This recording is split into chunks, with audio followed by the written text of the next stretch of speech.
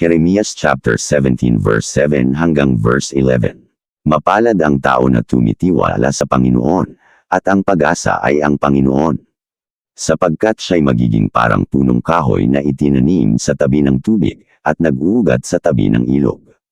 At hindi matatakot pagka ang init ay dumarating, kundi ang kanyang dahon ay magiging sariwa, at hindi mababalisa sa taon ng pagkatuyo, o maglilikat man ng pagbubunga.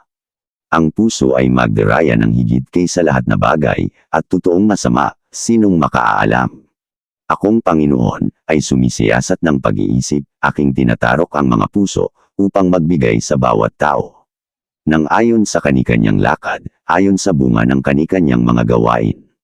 Kung paanong lumilimlim ang pugo sa mga itlog na hindi kanya, gayon siya nagtatangkilik ng mga kayamanan.